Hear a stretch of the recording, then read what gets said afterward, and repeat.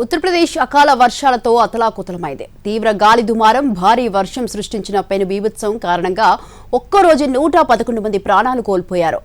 Cumulonimbus ప్రభావంతో వడగళ్ల వాన యూపీని ఎత్తికుదేసింది. ఇళ్లన్నీ అట్టముక్కలా ఎగిరిపోయాయి. వందలాది చెట్లు నేలకూలాయి, కరెంటు పోల్స్ నేలకొరిగాయి. యూపీలో చాలా చోట్ల అంధకారం అలుముకుంది.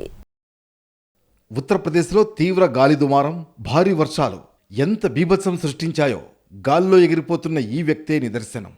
బరేలీ జిల్లాలో జరిగింది ఈ ఘటన. గాలి దుమారం రావడంతో ఆ వ్యక్తి ఓ షెడ్డును పట్టుకుని నిలబడ్డాడు. అయితే గాలి తీవ్రతకు షెడ్డుతో సహా ఎగిరిపడ్డాడు.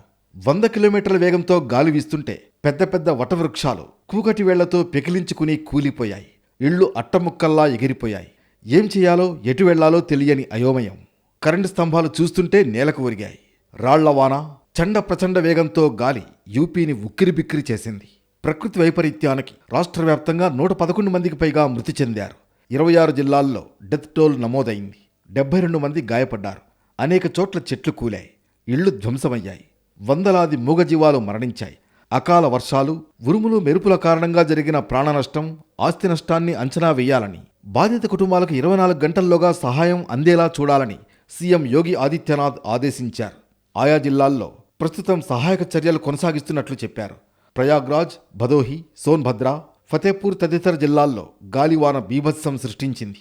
ఈ జిల్లాల్లో చెట్లు, విద్యుత్ స్తంభాలు వందల సంఖ్యలో కూలిపోయాయి. సాధారణంగా మే నెలలో ఉత్తర భారతంలో అత్యధిక ఉష్ణోగ్రతలు నమోదవుతాయి.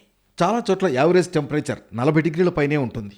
ఆ సమయంలో భూ ఉపరితలంపై ఉండే గాలి విపరీతంగా వేడెక్కుతుంది. అది వేగంగా కదులుతూ ఇతర దిశల నుంచి తడిగాలిని లాగేసుకుంటుంది.